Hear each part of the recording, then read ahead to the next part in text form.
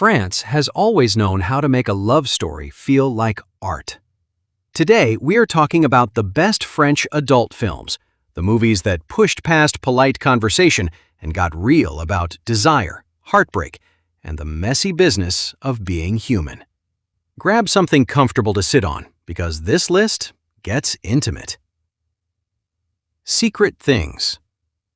We start with a film that barely got made because of how far it dared to go. Secret Things, directed by Jean-Claude Brissot and released in 2002. The original French title is Choses Secrètes, and it follows two women, Natalie and Sandrine, who start out working in a nightclub and lose their jobs after a humiliating incident. Rather than fold, they decide to use every advantage they have, including their looks and their confidence, to claw their way up the corporate ladder. What begins as a game of seduction inside a big company slowly turns into something much darker, especially once they set their sights on Christophe, the son of the man who runs the business. He turns out to be far more dangerous than either woman expected, a man who treats desire like a weapon and has a history of leaving heartbroken women behind him. Critics at the time were split right down the middle. Some called it exploitative. Others called it a bold piece of French cinema that says something honest about power, class, and ambition. The film actually won recognition at Cannes and was named one of the best films of that year by a respected French film magazine, which surprised a lot of people given how explicit the content is. What makes it stand out is the way it mixes very frank, sensual scenes with a genuinely strange and almost dreamlike second half, where the story shifts away from realism into something closer to a fable. It is not just about seduction. It becomes a story about obsession, class resentment, and consequence. The two lead performances carry the whole film, giving weight to characters who could have easily felt like symbols instead of people. If you want a film that starts as a straightforward erotic drama and ends up somewhere you did not expect at all, this is the one to search for first. It also helped kick off a broader conversation in France about how far a serious filmmaker could push explicit content while still being taken seriously by critics, and that debate followed Brissot for the rest of his career. It is a good reminder that French cinema has always treated sensuality as a subject worth taking seriously, not just something to shy away from. Bitter Moon. Next up is a film from a director who is no stranger to controversy, Roman Polanski, with his 1992 movie Bitter Moon. This one is technically a French and British co-production, filmed with a very European sensibility, and it stars Peter Coyote, Emmanuelle Seigner, Hugh Grant, and Kristen Scott Thomas. The setup is simple on paper. A British couple on a cruise ship meet a strange, wheelchair-bound American writer and his much younger French wife. The writer, played by Coyote, begins telling the husband the entire story of his relationship, from the first spark of infatuation all the way through obsession, jealousy, and cruelty.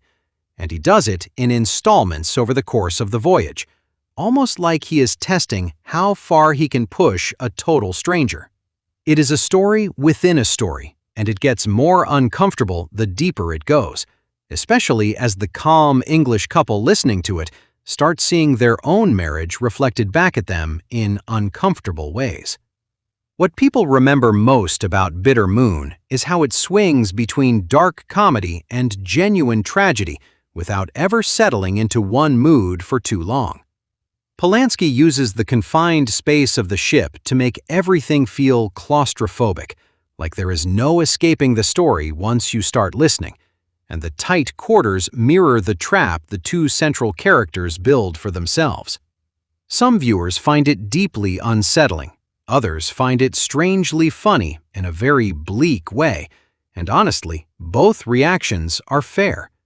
Either way, it is considered one of the more daring relationship dramas to come out of that era, and it holds up as a fascinating character study about what happens when passion curdles into something possessive and cruel.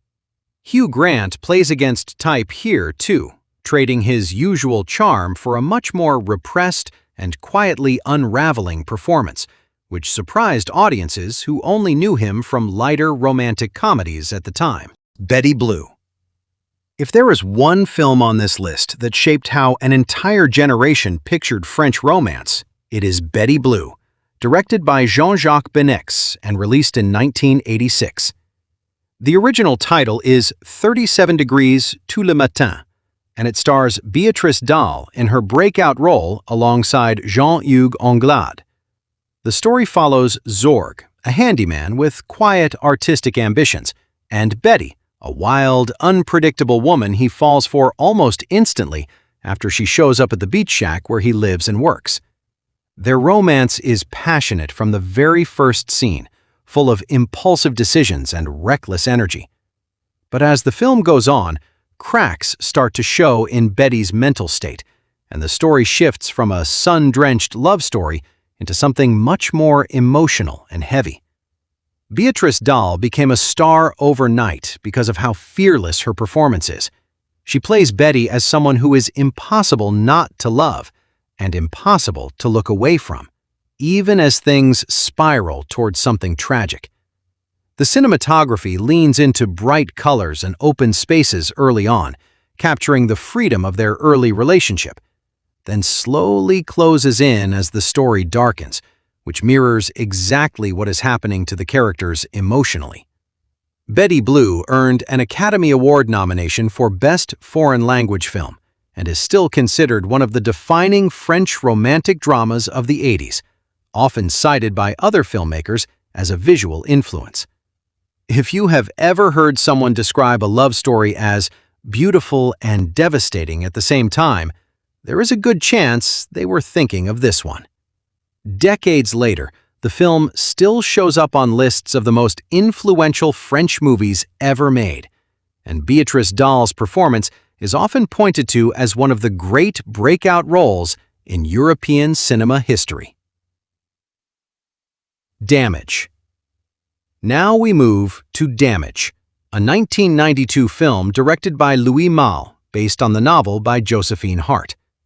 This is another French-British collaboration, and it stars Jeremy Irons, Juliette Binoche, and Miranda Richardson. The plot centers on Stephen, a successful British government official with a stable family life, who becomes consumed by an affair with Anna, the girlfriend of his own son.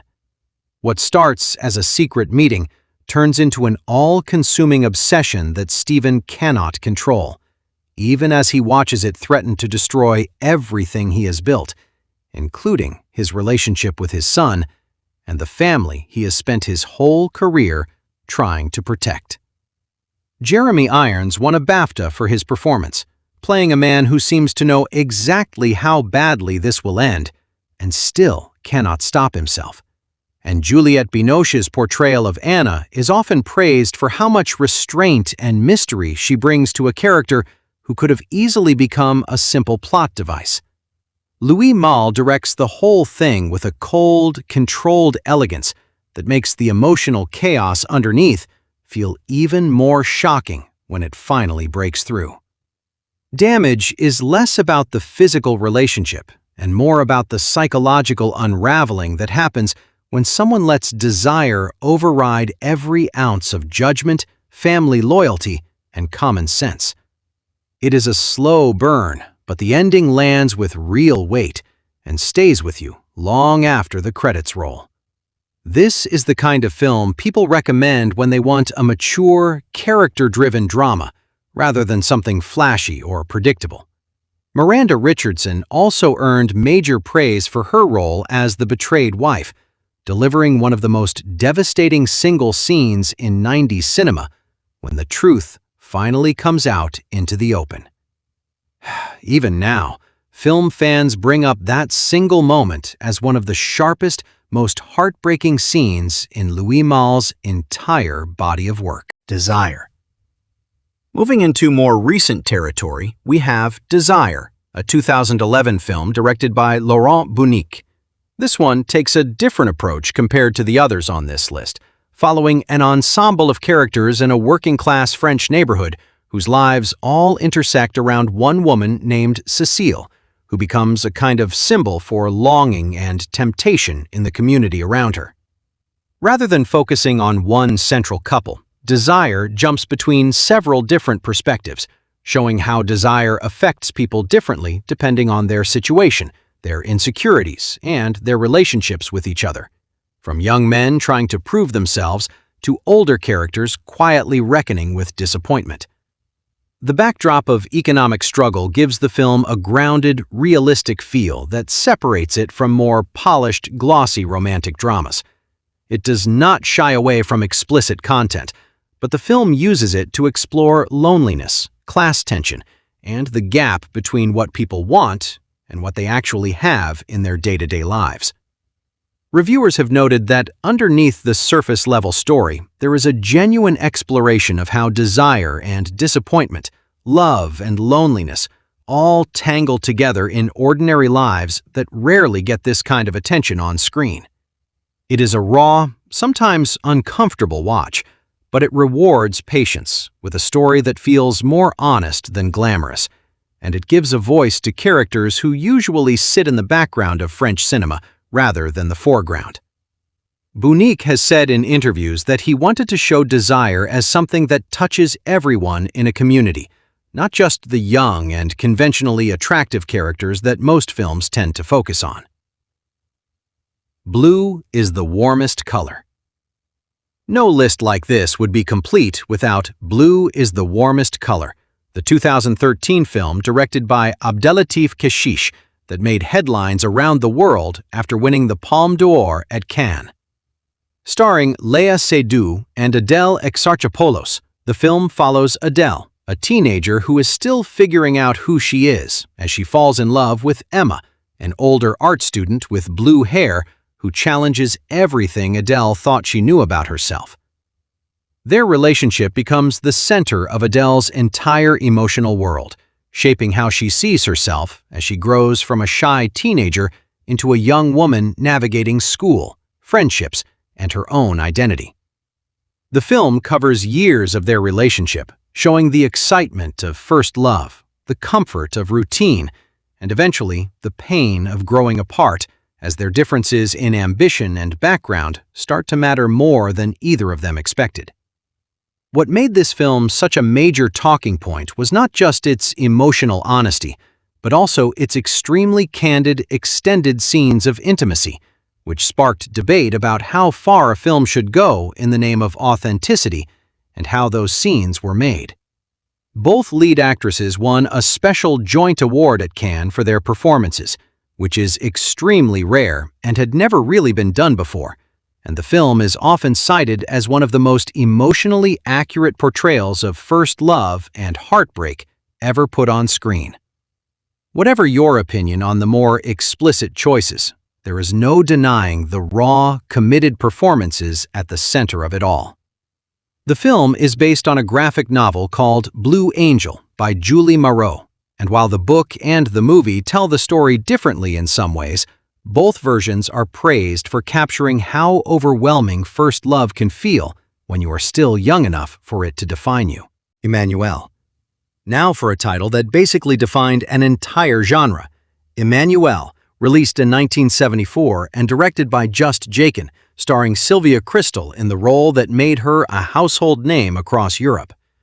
The story follows Emmanuelle, the young wife of a French diplomat stationed in Bangkok, who finds herself bored and unfulfilled in her marriage despite the glamour of her surroundings. Encouraged by people around her, including her husband himself, she begins a journey of self-discovery that challenges everything she thought she believed about love, jealousy, and freedom. Emmanuelle was a massive commercial success when it came out, playing in French theaters for years and becoming one of the most profitable French films of its decade, an achievement almost nobody expected for a film this openly sensual. It softened the line between mainstream cinema and adult content in a way that had not really been done before at that scale, and it helped launch a whole wave of similar films throughout the 70s and 80s across Europe. Visually, the film leans heavily on the exotic setting, with lush cinematography that treats Bangkok almost like another character in the story, full of soft lighting and slow, deliberate pacing. Sylvia Crystal's performance turned her into an icon almost overnight, and even decades later, the name Emmanuelle is still shorthand for a certain kind of stylish, sensual European filmmaking that inspired countless imitators. If you want to understand where a lot of this genre's visual language actually came from, this is the film that started it all. The success of the original film also led to a long line of sequels and spin-offs over the following decades, though none of them quite captured the same cultural moment as Sylvia Crystal's original performance. À l'aventure. Sticking with the more experimental side of French cinema, we have À l'aventure, a 2008 film again directed by Jean-Claude Brissot, starring Carole Brana. This film follows Sandrine, a young woman who feels a quiet dissatisfaction with her life without fully understanding why, even though from the outside everything seems fine. After a conversation with an older stranger on a park bench nudges something loose in her mind, she leaves her boyfriend and her dull job behind and begins exploring a completely different way of living, chasing a kind of freedom she cannot quite name yet. She meets Greg, a young man studying psychology, who introduces her to hypnosis as a way of unlocking deeper parts of herself.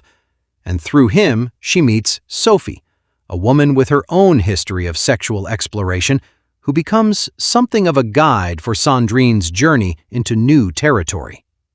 The film is part of a loose trilogy from Brissot that explores female desire and self-discovery, and it leans into fairly bold and explicit territory to do it, treating sexuality as a doorway to bigger questions about meaning and freedom. Critics have described it as a mix of genuine philosophical curiosity and pure indulgence, with some calling it thoughtful and others calling it a bit much for its own good. What is consistent across most reviews is that the film is beautifully shot, with a dreamy, almost hypnotic pacing that matches its subject matter perfectly. It is not a film for everyone, but it is a fascinating example of a director completely committed to his own artistic obsessions, for better or worse. Carole Brana carries almost the entire film on her own performance, and her willingness to commit fully to such an unusual, emotionally exposed role is a big part of why the film still gets discussed by fans of French art house cinema. Young and Beautiful. We will close out the list with Young and Beautiful, known in French as Jeune et Jolie, a 2013 film directed by François Ozon and starring Marine Vacht in the lead role. The story follows Isabelle, a 17-year-old girl who, almost on a whim during a summer vacation, begins secretly leading a double life as an escort while still going to school and living at home with her family, keeping the two worlds carefully separate. Ozon structures the film around the 4 seasons, using each one to mark a shift in Isabelle's emotional state as her secret life becomes harder to keep separate from everything else around her, and as the people close to her start to sense something is off. Rather than turning this into a moralizing, cautionary tale, Ozon treats Isabelle's choices with a strange kind of curiosity, letting the audience sit with her decisions instead of judging them outright or explaining them away with a simple reason. Marine Vacht's performance is quiet and controlled, which makes the character feel more mysterious than reckless. Someone whose motivations stayed just out of reach even by the end of the film. The film also features a memorable use of a François Hardy song that ties the whole story together in its final moments, giving the ending an unexpectedly tender feeling. Young and Beautiful was praised for how it handles a genuinely uncomfortable subject with restraint rather than shock value, and it remains one of the more thoughtful entries in modern French cinema dealing with sexuality, identity, and the strange, confusing process of growing up. It premiered in competition at Cannes and added another strong entry to François Ozon's long career of films that examine women at turning points in their lives, a theme he has returned to again and again with great success. And that wraps up our look at the best French adult films, from bold classics like Emmanuelle to modern emotional stories like Blue is the Warmest Color. French cinema has never been afraid to look at love and desire up close, flaws and all. If you enjoyed this one, let us know which film you are adding to your watch list, and we will see you in the next video.